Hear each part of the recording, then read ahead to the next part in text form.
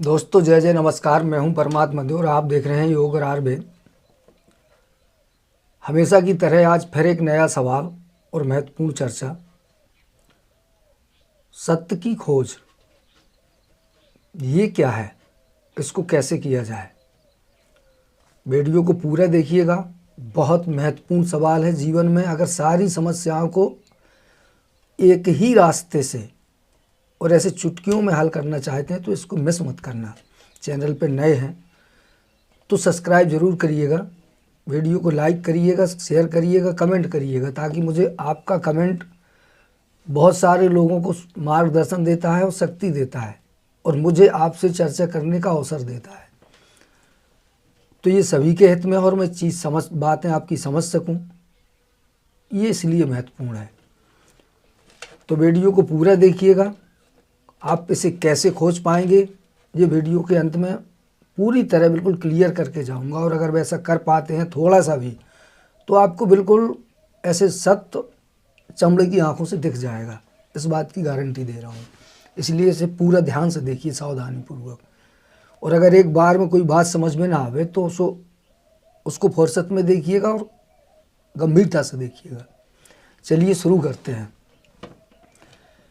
भैया का सवाल था कि पिछले वीडियो जो उन्होंने देखा है उसमें उन्होंने कमेंट किया कि मैंने जीवन में सारी समस्याओं की जड़ झूठ है। ये बात तो समझ में आती है, बट सत्य की खोज क्या है, सत्य की खोज समझ में नहीं आती। ये आप ऐसा कह सकते हैं। मुझे ऐसा लगा कि सत्य की खोज कैसे की जाती है या ये होता क्या है। तो ढेर सारे सवालों के जवाब यहीं पर मिलते हैं। देखिए, पहले तो मैं आपकी ही बात करता हूँ। आपने कहा कि झूठ, एक बात समझ में आई आपको, ये बहुत महत्वपूर्ण है। अगर वास्तव में समझ में आई, देखिए समझने का और किसी चीज़ को सीखने का में बड़ा अंतर होता है। जैसे हमने सुन के कोई बात मान ली, हमें अच्छी लग गई और हमने उसको सही मान लिया, ये एक अलग तरीका है। किसी बात को हमने सुना, पढ़ा, कहीं देखा और फिर उसे हमने अनुभव करने का प्रयास किया, उसे सिद्ध करने का प्रयास किया और जो सिद्ध करने के बाद जो तथ्य सामने आया उसे हमने ग्रहण किया, उसे स्वीकार किया, उसे हमने माना, उसे हमने जाना। वो आपको सत्य के धरातल पर ले जाएगा। एक बात अगर आपने ये अनुभव की है कि झूठ से बहुत सारी समस्याओं का जन्म होता है, तो ये बात ही आपकी बताती है, इसका मतलब है झूठ के बाद जो चीज़ होती है उसका नाम होता है सत्य। अगर झूठ का साथ छोड़ेंगे तो फिर किसका साथ बचेगा? फिर सत्य अपने आप सामने आ जाएगा। अब झूठ क्या है और क्यों है, ये एक बहुत बड़ा विषय है। तो सवाल सत्य का है कि इसको कैसे खोजें और सत्य होता क्या है। तो मैं अगर इस बात को पूरी तरह सिद्ध कर दूं और आप उसे मान लें, मेरी बात को ध्यान से सुनिएगा, तो आप निश्चित रूप से समझिए कि आप गलत जगह चले जाएंगे। सत्य कोई ऐसी विषय या वस्तु नहीं है जो दुनिया के किसी भी व्यक्ति के द्वारा या किसी दूसरे व्यक्ति के द्वारा, किसी ग्रंथ के द्वारा पढ़ने से, सुनने से, लिखने से जानी जा सके। ये सारी चीज़ें आपके लिए सुविधा प्रदान कर सकती हैं, आपको एक थोड़ी सी दिशा दे सकती हैं। जैसे मैं आपसे बात कर रहा हूँ तो मैं आपके सामने प्रत्यक्ष सत्य नहीं रख सकता ताकि आप उसे पकड़ लें और उसका उपयोग कर लें, ये संभव नहीं है। उसके लिए आपका जीवन और आपका प्रयास और आपकी सत्य के प्रति भूख, वही काम में आएगी। आप उसे जानना चाहते हैं। आप ऐसा कह लीजिए कि अगर आप अशांति, टेंशन, तनाव, परेशानियों से हट के शांतिपूर्ण जीवन जीना पसंद करते हैं, आनंद में जीना चाहते हैं, तब भी आप सत्य की दिशा में स्वाभाविक रूप से आगे बढ़ जाएंगे। क्योंकि जो जो चीज़ें आपको परेशान करेंगी आप उनसे भागने की कोशिश करेंगे, उनसे दूर हटने की कोशिश करेंगे। और जहाँ जहाँ आपको शांति और सुकून मिलेगा, जहाँ जहाँ आपको जीवन में सरलता और सहजता महसूस होती जाएगी, उसकी तरफ आप आकर्षित होते चले जाएंगे। इसे खोजें कैसे? मैं आपको एक विकल्प के तौर पे बता रहा हूँ। पहले तो ये समझिए कि थोड़ा सा जानते हैं कि सत्य होता क्या है। सत्य शब्द का मतलब होता है सत्यमेव जयते। जैसे किसी ने कहा सत्य की जीत होती है, ठीक है। सत्य एक ऐसी व्यवस्था है जिसे परिवर्तित नहीं किया जा सके। जैसे प्रकृति होती है, जैसे सूर्य, इसको बदला नहीं जा सकता। कोई भी चीज जो हो जिसका परिवर्तन ना हो, जिसे हम चाह कर भी परिवर्तित ना कर सकें, उसे सत्य कहते हैं। कई बार आपने ऐसा देखा होगा कि कोई बात जब हम करते हैं, जैसे हमने कोई बात की, कोई टाइम निर्धारित कर दिया, किसी को हमने वचन दे दिया और जैसा दिया और वैसे का वैसा पालन कर दिया, उसमें सुई की नोक के बराबर कहीं कोई मिस्टेक नहीं हुई, तो वो पहले सत्य नहीं था, पर फिर वो सत्य में कन्वर्ट हो जाएगा। उसे दुनिया की कोई शक्ति बदल नहीं सकती। ये वो बातें हैं जो मैं बता रहा हूं, जहां आपको समझने का प्रयास करना है, बल्कि केवल सोच समझ के इनको सिद्ध नहीं किया जा सकता। आपको जीवन में थोड़ा बहुत कहीं जब आप प्रयोग करेंगे, उसे जानेंगे, तो आपको समझ में आएगा कि ये आपको सत्य के मूल बिंदु पर ले जाएंगे। मैं जो बता रहा हूं उसमें नेति शब्द का प्रयोग बिल्कुल नहीं है। आखिरी कभी नहीं होता है। खोज और दर्शन, ये दो जैसी चीजें हैं जो कभी समाप्त नहीं होती हैं। जहां आपको लगे कि पूरी हो गई, वहां आप समझ लीजिए कि आपने किसी गलत जगह नज़र डाल दी, मतलब कहीं ना कहीं आप फाल्ट हो गए। उसके आगे, उसके और आगे जगत बहुत बड़ा है और पूरी तरह आज तक मानव मस्तिष्क के द्वारा ऐसे पूर्णतः जाना ही नहीं जा सकता। ये पर्याप्त नहीं होता है, पर आप अपने जीवन में उस जगह तक पहुंच सकते हैं जहां आपको पूर्णता का अनुभव हो, एहसास हो, आप अपने जीवन में पूर्ण सफलता और पूर्ण शांति अनुभव करें, और तब तक आपका जीवन समाप्त हो जाएगा और ये काम अधूरा छूट जाएगा। आपके पीछे आने वाला कोई दूसरा आगे बढ़ाएगा। सत्य ये भी होता है, जैसे मैंने बताया कि आपने वचन का पालन किया, सच हो गया। छोटी छोटी बातों में, जीवन की रोज दिनचर्या में हम जो आचरण और जो व्यवहार करते हैं, उनमें भी झूठ और सच होता है। ये भी सत्य ही होता है। जहां हम कहते हैं कि हम जो, जैसे मान लीजिए ये मोबाइल है, अभी हम चला रहे हैं, कोई कह रहा है क्या कर रहे थे, हम कह रहे हैं बैठे थे। बैठे नहीं थे, मोबाइल चला रहे थे। यहाँ ये छोटी छोटी बिंदु हैं, छोटी छोटी बातें हैं जो आपको उस दिशा में ले जाएंगी। इसके साथ जैसा मैंने बताया कि किताब के पढ़ने से, किसी गुरु के बताने से, किसी के मार्गदर्शन देने से हम सत्य की पहचान या उसकी खोज नहीं कर सकते। उसके लिए सबसे जो महत्वपूर्ण होता है वो होते हैं हम, हमारा अपना अनुभव, हमारी अपनी खोज। सत्य आप अपने भीतर खोज सकते हैं, अपने बाहर नहीं। एक मैं घटना बता रहा हूं आपको। देखिए, झूठ कई तरह से फैला होता है, मान्यताओं में, परंपराओं में। बचपन से हमें जो सिखाया पढ़ाया जाता है, जो हमने देखा होता है, उसमें 99% से ज़्यादा मटेरियल झूठ ही होता है। किसी ने देखा नहीं होता है, बस हमें बताया जाता है, कोई किसी का कोई प्रयोग नहीं होता है। 2-4 मिनट की एक घटना है, बता रहा हूँ, थोड़ा आपको समझ में आएगा। मेरी प्रैक्टिकली जीवन की अनुभव, लगभग मुझे याद है कि मैं 3 या 4 में पढ़ रहा था, संभवतः हो सकता है 4 में पढ़ रहा हूँ, चूँकि याद उस समय की जो घटना याद है वो बहुत एकदम क्लियरिटी है। हुआ क्या, उस समय की जो परिस्थितियाँ थी तो ज़्यादातर क्या होता था कि लोगों को सूखी रोटी खाने को मिलती थी दोपहर में। ये ऐसा मान लीजिए कि 40 साल पहले की बात है। तो होता क्या है कि समय लगभग ऐसे होगा कि 4 के आसपास का, और मैं छोटा था। मैंने बताया कि जैसे मैं 3 या 4 में पढ़ रहा था। मुझे भूख लगी, और जो पुराने मकान होते हैं उनमें क्या होता है कि खिड़की जंगला नहीं होते हैं।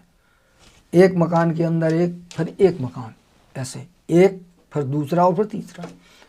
तो जो आखिरी मकान था उसी गांव की भाषा में मढ़ा बोलते हैं। बहुत लंबी अटारी, बहुत मोटी मोटी दीवारें, कहीं कोई जंगला नहीं, कहीं कोई खिड़की नहीं, मकान के ऊपर मकान, डबल मकान। वहाँ ऐसे मकानों में बहुत ज़्यादा अंधेरा होता है। उस समय लाइट वाइट की इस तरह की कोई व्यवस्था होती नहीं थी, और मुझे रोटी खानी थी, तो मुझे नमक की आवश्यकता थी। सीधे सीधे शॉर्टकट में चलते हैं, और मैं नमक लेने के लिए जा रहा था। बचपन में ज़्यादातर कहानियाँ भूत प्रीत और बहुत सारी चीज़ें इस तरह की सुनी होती हैं। मैं जैसे ही नमक लेने गया, कोई डबला था तो अंधेरे में ऐसे टटो टटो के एक आइडिया से कि यहाँ रखा है, उसी जगह देख कुछ नहीं रहा था, दिखाई तो कुछ दे ही नहीं रहा था। जब प्रकाश से हम अंधकार में जाते हैं तो एकदम से कुछ चीज़ें दिखती भी नहीं हैं। तो मैं सीधा गया, मुझे एक अंदाज़ था कि इस जगह होता है, तो टटो टटो के वहीं पे पहुंचा। जैसे ही मैंने एक छोटा सा मिट्टी का घड़ा रखा था, इतना छोटा, उस घड़े में, घड़े के नीचे का जो बर्तन था उसमें नमक था। तो मैंने एक हाथ से वो घड़ा उठाया और दूसरा हाथ उसमें डाला, और जैसे ही मेरे हाथ में नमक आया, सामने मुझे रोशनी दिखाई दी। देखिए अब बिल्कुल 2 तेज लाइट है, ऐसे मेरी आंखों में आंखें डाले। उस समय मेरे दिमाग में एक चीज़ गया कि आज तो भूत से पाला पड़ गया। अब मुझे भूत कैसे दिखाई दिया, क्योंकि मेरे दिमाग में पहले ही से डला था कि यहाँ इस तरह की ये भूत, यहाँ से भूत गुजरता है। बचपन में कहते थे वो हमारे मकान के ऊपर से फिर यहाँ जाता है। इस तरह की कहानियाँ उस समय सुन रखी थी। उस समय ये बहुत ज़्यादा इसी तरह की चर्चाएं होती थी। मेरे दिमाग में भूत था। मैंने देखा कि कोई चीज़ है। अब मुझे उस समय लगा कि ये भूत आज मिल गया। कहीं ना कहीं थोड़ा सा हिम्मत, अपने आप को मजबूत किया, और मैं उससे बात करने लगा। मैंने कहा यार तुम आज मिल गए, अब मैं तुम्हें छोड़ूंगा नहीं। ज़बरदस्ती का साहस जितना जुटा पाया, ऐसे कुछ 2-4 शब्द बोलने की कोशिश की। उसके बाद यहाँ वहाँ देखूं तो लाइट बंद हो जाओ, फिर लाइट चालू हो जाए। पूरी ताकत से जुटाया कि मुझे भागना था, किसी तरह यहाँ से जान बचा के एक मकान क्रॉस करना था, तब जाके मैं मैदान में बखरी में आ पाता। किसी तरह मुझे लगा कि ये मुझे कहीं ना कहीं ऐसा होना हो कि आज ले डूबे। घर में कोई नहीं था, मैं केवल अकेला था, बहुत बड़ा घर था। तो मैंने क्या किया कि जो दूसरे हाथ में डबला था, घड़ा था छोटा सा, मैंने पूरी ताकत से साहस बना के और उसके सर पे दे मारा। जैसे ही वो, और पूरी ताकत से उसको जैसे यहाँ फेंका, और उसी जगह से एकदम पूरी जितनी मेरे पास सामर्थ्य में तेजी से भागा। और एक मकान में कहता हूँ, उस समय ये जैसे चौखट होती है तो ऊंची होती हैं, और दरवाजे छोटे छोटे होते हैं। जो पहले मकान का दरवाज़ा होता था वो छोटा होता था, और जो अंदर के मकान का दरवाज़ा था वो बड़ा था। तो अंदर से मैं बाहर की तरफ पूरी ताकत से निकला, और जो नीचे का मैंने उसी समय एक छलांग लगाई, तो मैं जो एरिया था 8-9 फुट का पूरा पार कर गया, और मेरा सर जो चौखट थी उस पर घला, चूँकि दरवाज़ा छोटा था, और मेरा सर फट गया लगभग 3-4 इंच। 2 ऐसे इतना लंबा कट लग गया यहाँ, और मैं बेहोश होकर गिर पड़ा। उस समय एक घटना और घटी जो बीच में मैंने देखी। जैसे ही मैंने उसमें डबला मारा, वो बिल्ली थी, उचक के मेरी तरफ भागी और भागी, और कहीं ना कहीं उसने मुझे टच किया और वो मुझे पार कर गई। उतने में मेरा दिमाग भागने के लिए पूरी एक्टिविटी कंप्लीट हो गई थी। मैं भागा और किसी कोने में मुझे पता चला कि ये बिल्ली है। तब तक काम हो गया और कुछ सोचने के लिए टाइम नहीं था। उसके बाद 2-3 घंटे में कैसे होश आया, कैसे मैं ठीक हुआ, ये सारी कहानी एक बड़ी लंबी है। और जब ठीक हुआ तो उस समय मेरे पास दिमाग में एक ही चीज़ थी कि ये भूत नहीं था, ये बिल्ली थी। पर ये भूत है क्या, इसका सच मुझे जानना है, ये मिलेगा कैसे। और जैसे तैसे ठीक हुआ, कुछ समय लगा और उसके बाद मैंने ये खोज करना शुरू कर दी। अब मुझे जहाँ भी कभी कोई कहता है कि वहाँ भूत रहता है, वहाँ भूत रहता है, भूत ऐसा होता है, वैसा होता है, उसी समय उसी एज में मैंने सबसे ज़्यादा, जब मैं 5 में पढ़ रहा था, 5 और 6, तब मैंने भूतों को तलाशना शुरू कर दिया। मैं रात में 11 बजे घर से निकलता, उस जगह जाता जहाँ मुझे बताया जाता कि भूत होता। मैं उस जगह जाता जहाँ बताया जाता कि ये देवी है, ये देवता है, ये रात ऐसे ऐसे कांड करता है, इस तरह से लोगों के दिमाग में आता है, शरीर में आता है, भरता है, मारता है। मैं काम कर और मैं जाता। अब ऐसा नहीं था कि मैं जा रहा था तो मुझे डर नहीं था, डर तो था। तो मैं वहाँ जाता, किसी तरह उसको पहले हाथ से छूता और डर लग रहा है, कोई है नहीं, अकेला हूँ, हाथ में लाइट है, टार्च है, एक हाथ में कुल्हाड़ी ले रखी है, डर भी लग रहा है पर देखना भी है। उसको पहले हाथ से टच किया, फिर पैर से टच किया, फिर जूता पहन के टच किया, फिर उसके ऊपर चढ़ा और फिर उसको तोड़ा फोड़ा। और जब कुछ नहीं हुआ, कोई नहीं मिला, कोई नहीं देखा, तो वहाँ से वापस आया और फिर सोचा कि यार यहाँ ये सब चीज़ें नहीं है। और मैं ऐसा लगभग हर हफ्ते करता, आस पास 2, 4, 5, 10 किलोमीटर तक, जहाँ तक मैं जा पाता। उसके बाद साइकिल ले ली, साइकिल से मैं रात में चलने लगा, लाइट लेके लगा के बांध बूंद के, और मैं ही एक बहुत बड़ा भूत बन गया। मैं रात में 11 बजे निकलता, अपनी पहचान छिपा के। मुझे मालूम था कि अगर इस तरह का काम मैं लोगों के बीच में करूँगा तो लोग बहुत ज़्यादा पीटेंगे, घर वाले भी ज़रूरत से ज़्यादा पीटेंगे। और मैं जाता, जब मैं जाता निकलता तो कहीं ना कहीं किसी को किसी तरह की कोई आहट मिलती और सुबह पता चलता कि यहाँ से कोई गुजरा, बड़ा भूत था, ये था, वो था। मतलब मैं लोगों के लिए भूत बन गया और मैं भूत के पीछे तलाश रहा था। और एक दिन आया कि मैंने देखा कि ना तो इस तरह की कोई चीज़ होती ही नहीं है प्रकृति में, ऐसी कोई घटना नहीं घटती। और खोजते खोजते खोजते खोजते मैंने बताया कि जैसे मैं ही भूत बन गया लोगों के लिए। और मुझे एक चीज़ पता चली, तो मेरा मतलब ये नहीं है कि आप ऐसे खोजें। जब आपके दिमाग में किसी चीज़ के प्रति भूख पैदा हो जाए, आप सच को जानना चाहें।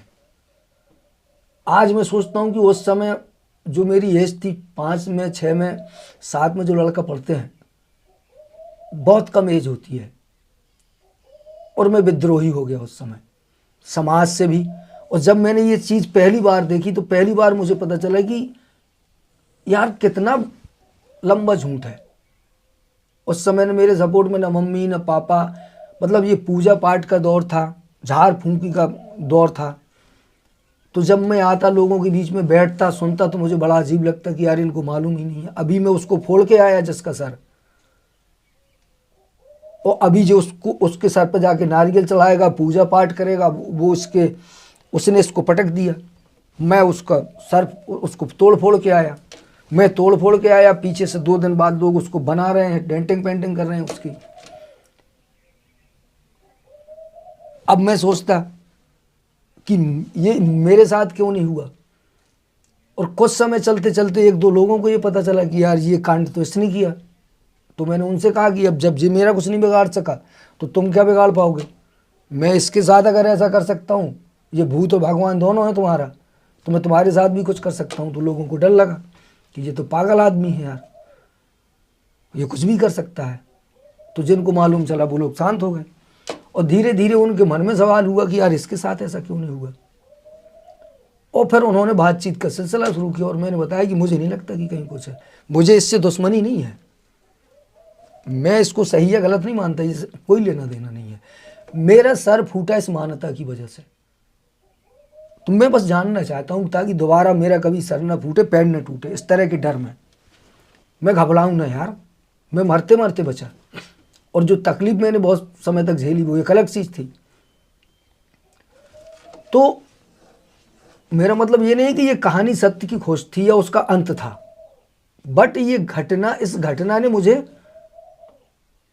सत्य की थोड़ी झलक दिखा दी और झूठ का एक इतना बड़ा स्वरूप दिखाया, इतना बड़ा स्वरूप दिखाया कि आज मैं देखता हूं कि मुझे लगता है कि दुनिया का 99.99% आदमी इस भूत और भगवान से भयभीत रहता है। और जब उसके पास कोई समस्या होती है तो वो अपने अंदर नहीं खोजता समस्या, वो अपनी गलतियां, अपनी त्रुटियां नहीं देखता, वो ये नहीं सोचता कि मैं क्या कर सकता हूं, वो भूत भगवान के आगे माथा टेक देता है। जिन कामों में उसे सफलता मिलती रहती है वो सोचता है मैंने किया, और जहां उसे सफलता नहीं मिलती वो सोचता है ये भगवान ने किया, इस भूत ने किया। और उसका कारण आज है कि दुनिया में लाखों करोड़ों अशोक खैरात पैदा हुए, लाखों करोड़ों आसाराम, राम रहीम, रामपाल पैदा हुए। इन लोगों को मालूम है कि ऐसा कुछ नहीं है, पर जो लोग जिनका ये शोषण करते हैं उन्हें नहीं मालूम है। अब दुनिया कही कि ये लोग गलत हैं, खैरात गलत है, मैं कहूँगा नहीं, वो गलत नहीं है, ये लोग गलत हैं। आप इस धरती पे पैदा हुए, आप झूठ में जी रहे हैं, आपने सच को समझने की कोशिश क्यों नहीं की? आप भगवान की बात करते हैं, भगवान की पूजा करते हैं, जहाँ से आपने भगवान सुना वहाँ से आपने एक चीज़ सुनी कि आत्मा में परमात्मा होता है। फिर आपने अपने अंदर झांकने की कोशिश क्यों नहीं की? अपने आचरण, अपने काम, अपने व्यवहार, इन्हें समझने की कोशिश क्यों नहीं की? अपने आप से सवाल क्यों नहीं किया?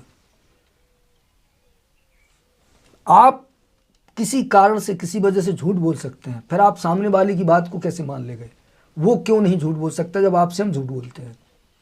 जैसा व्यवहार आप इस दुनिया के साथ करते हैं, दुनिया आपके साथ क्यों नहीं कर सकती? इसकी क्या गारंटी है? इसीलिए खोजिए, इस संसार में जीना है, अगर रहना है और शांति चाहिए। समस्या वहां नहीं है जहां आपको दिखती है, समस्या वो नहीं है जो आपको दिखाई दे रही है। सारी समस्या यहाँ है, हमारे दिमाग में है, हमारे मन में है, हमारे काम, हमारे व्यवहार में होती है। समस्या हमसे बाहर नहीं होती है, समस्याएं हम यहाँ पैदा करते हैं। समस्याएं हमारे दिमाग में जैसे किसान बीज बोता है उसकी तरह बोई जाती हैं। सत्य चर्चा से नहीं मिलता। फिर कहूँगा कि सत्य किताबों को पढ़ने से, गुरुओं के प्रवचन से नहीं, इसके लिए आपको खोजना पड़ेगा। और आप इसे खोजेंगे कैसे? जे आपको दिखेगा कैसे? एक घटना ने मुझे झकझोरा और उसके बाद मैंने एक एक परंपरा, एक एक नियम कानून पे काम करना शुरू किया। मैं सत्य को खोज रहा था, समाज मुझे विद्रोही समझ रहा था। मेरे घर में एक, जहाँ सारे लोग रहते थे, एक बहुत बड़ा दरवाज़ा है, तो उस बहुत बड़े दरवाजे का जो गेट था वो दक्षिण दिशा की तरफ था। कुछ समय पहले, 100-150 साल पहले कोई घटनाएं घटी होंगी, कोई 1-2 लोग मरे होंगे किसी कारण से। तो किसी ने कहा कि असल पे ये लोग इसलिए मर रहे हैं क्योंकि इसका मुंह दक्षिण की तरफ है। तो उस दरवाजे को बंद कर दिया गया और रास्ता कहीं यहाँ से, फिर कहीं वहाँ से, दूसरी तरफ से दूसरे दरवाजे बनाए गए और आने जाने का रास्ता चुना दिया। मैंने देखा कि ये क्यों बंद है, लोगों ने मुझे बताया कि इस तरह से बंद है, इसका ये कारण है। मैंने कहा ठीक है, जो भी है। पर मेरे लिए एक सवाल था, एक खोज थी, उसका सच जानना था मुझे, और मैंने उस पर काम करना शुरू कर दिया। ये करने से दाल रोटी नहीं रुकती जी, बस जो अनावश्यक चीज़ें हैं ये ज़रूर रुक जाती हैं। बेफालतू का जो समय खर्च होता है वो ज़रूर रुक जाता है। इन सब चीज़ों पे बस मन में अगर सवाल बना रहे तो कहीं ना कहीं फिर हमें सच दिख जाता है, क्योंकि सवाल मन में है। इतनी सारी चीज़ें, इतनी सारी परंपराएं, इतने सारे जीवन के नियम कानून, इन सब में इसके पीछे का जो सच है, ये कारण भी ऐसे अकारण नहीं होते, उसके पीछे का कोई ना कोई वजह रही होगी, उस समय कोई नियम बना, कोई परंपरा बनी। आज हम उसको किस तरह से करते हैं, ज़्यादातर ये होता है कि ऐसा होता आया, सब लोग ऐसा करते हैं, इसीलिए हमको भी ऐसा करना है। उसके बारे में ये क्यों है, क्यों जरूरी है, इसके जीवन में क्या उपयोगिता है, इस पर कोई सवाल नहीं, बस ऐसा होता रहा। वहीं दूसरी जगह जब मैं लोगों से सवाल करता हूं कि लोग बैलगाड़ी से चला करते थे, पैदल चला करते थे, आप क्यों नहीं चलते? हमने अपने जीवन की सारी चीज़ें बदल ली, टेक्नोलॉजी आ गई, सिस्टम बदल दिए, रहने मकान बदल दिए, कच्चे मकानों से पक्के मकानों में आ गए, चलने के लिए हमने संसाधन उपयोग किए, खाने पीने की जो वस्तुएं, जो पुराने अनाज थे वे बदल दिए, पहनावा बदल दिया, रहन सहन बदल दिया, बोलचाल बदल दिया, पर झूठ, कपट और बेवजह की परंपराएं हमने कई गुना ज़्यादा बढ़ा दी।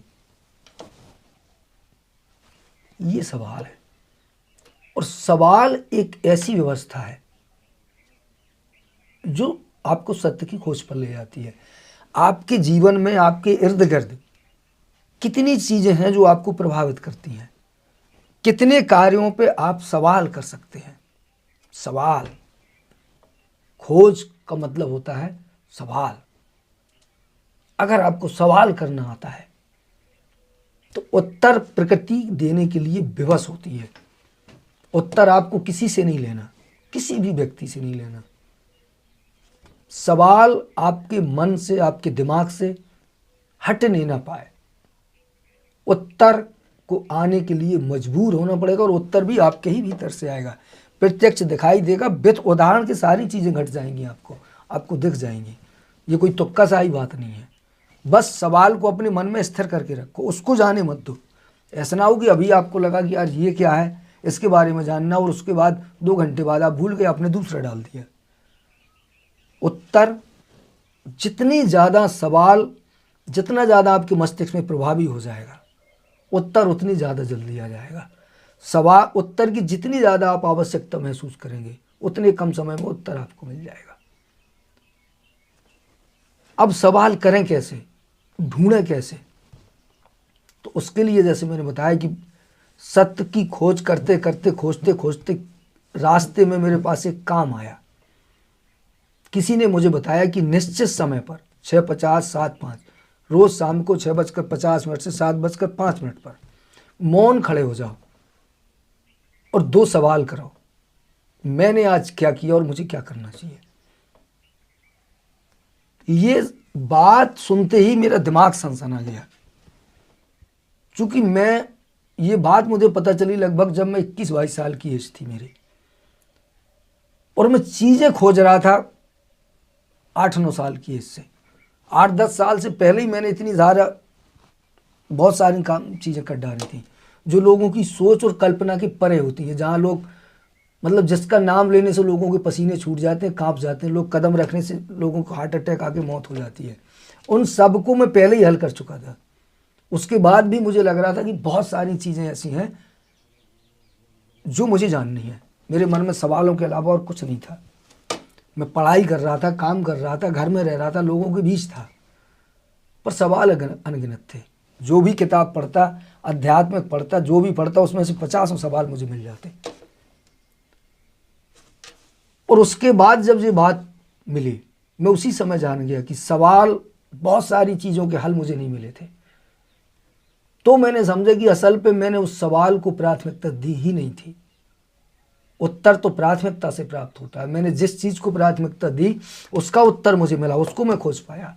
पर जिस चीज़ को मैंने थोड़ा बहुत सोचा और इग्नोर कर दिया, वो पीछे छूट गई, और अभी मैं उसकी कमी महसूस करता हूँ। तो इस निश्चित समय पर खड़े होकर जब मैंने ये देखना शुरू किया कि मैंने दिन भर क्या किया, मुझसे मेरे द्वारा जो गतिविधियाँ हुई वो क्या थी, मैंने शरीर से क्या किया, मैंने अपने मन से क्या किया, मैंने अपने दिमाग से क्या किया, आखिर क्या चल रहा था ये, और जो भी चल रहा था ये क्या था, क्यों था, कैसे था, किस लिए था। अनगिनत सवाल, और उस सवाल के लिए निश्चित समय, किसी भी परिस्थिति में, किसी भी कारण से ये काम करना मैं बंद नहीं करने वाला। मुझे ये काम करना ही करना है। ये सत्य को खोजने की ये होगी प्राथमिकता। मतलब खोज से बड़ी दूसरा, इससे बड़ा कोई काम नहीं। तो जीवन में खोज को सबसे बड़ी प्राथमिकता हो गई कि चाहे जान चली जाए, मरना स्वीकार है, लेकिन खोज नहीं रुकेगी। ये तो इस समय पर मुझे खोज नहीं खोजना है।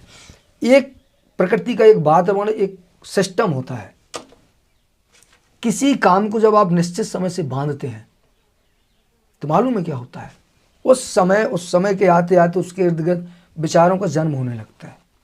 जैसे कहीं आप मान लीजिए आपको कहीं जाना है किसी शहर में, रास्ते में आप कुछ और सोचेंगे, जैसे जैसे वो करीब आता चला जाएगा अब आपकी सोच, आपके विचार अब उससे जुड़े भय आने लगेंगे। किसी टाइम पे आपको काम करना है, आप स्कूल जा रहे हैं, तारीख करनी है, जैसे जैसे वो नज़दीक आएगी आपके मन में उससे संबंधित विचार अब आना शुरू हो जाएंगे।